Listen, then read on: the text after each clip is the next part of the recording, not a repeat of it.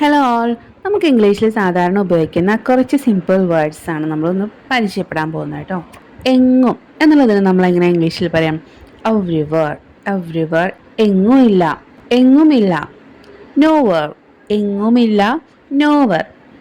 എന്തും whatever, whatever എന്തും. എന്തുകൊണ്ടെന്നാൽ ബിക്കോസ്. എന്നേക്കും ഫോറെവർ. എന്നാൽ അല്ലെങ്കിൽ പക്ഷേ ബട്ട്.